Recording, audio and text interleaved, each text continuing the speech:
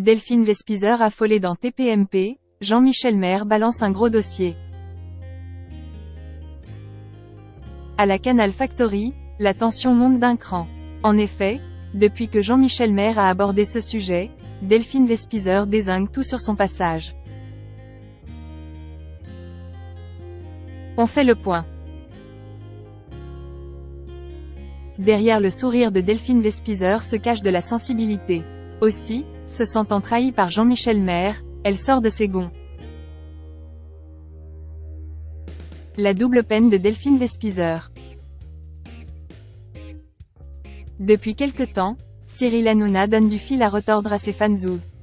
En effet, fut une période, il aurait été incapable de confier les rênes de TPMP.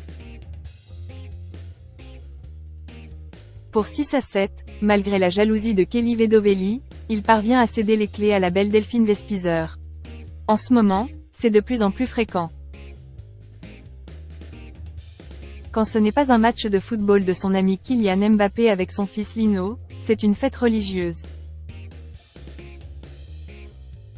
Après avoir analysé minutieusement les audiences, il prend une décision fracassante. Féru de padel, il souhaite avoir un bon niveau. Perfectionniste jusqu'au bout des ongles, il se consacre à sa préparation physique et mentale. Qui mieux que son pote Benjamin Castaldi pour assurer l'intérim ? Même s'il le taquine souvent sur ses problèmes d'argent, Cyril Hanouna lui fait une confiance aveugle. Et pour co, le voisin de table de Delphine Vespizer a du talent. N'oubliez pas que ce fut le tout premier à animer une émission de télé-réalité. Du coup, TPMP, c'est une formalité. Jaloux comme un pou, Mathieu Delormeau bourde dans son coin. En ce qui concerne l'ex-reine de beauté, elle en a des choses à raconter sur son dernier projet.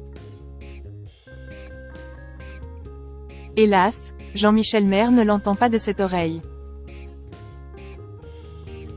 Soucieux de démolir la réputation de Delphine Vespizer, il va s'emparer d'une perche et botter en touche.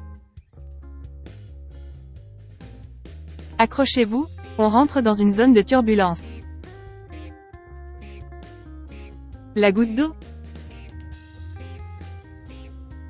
Pour ceux qui n'ont jamais vu un numéro de TPMP Week-end, l'objectif est de résumer les polémiques de la semaine.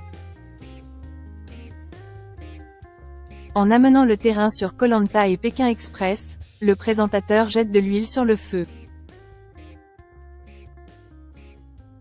Il ignore encore que cette question a priori anodine va provoquer un tsunami. Sollicitant Delphine Vespizer, il estime que le public respecte son avis. Sauf qu'elle va avouer n'avoir jamais regardé plus de 10 minutes l'un des deux programmes en fait. Quelques secondes après, elle rajoute: à la rigueur, je préfère le côté plage, donc Koh-Lanta. Hilar face à cette réponse, Jean-Michel Maire ne se gêne pas pour atomiser son argument. S'ensuit un étrange chantage du regard. D'un côté, on a Delphine Vespizer qui l'implore de rien dire. De l'autre, Jean-Michel Maire se frotte les mains. La voir si peu confiante et embarrassée semble le réjouir au plus haut degré. Après des minutes de suspense insoutenable, il ne négocie pas mais lâche les chiens.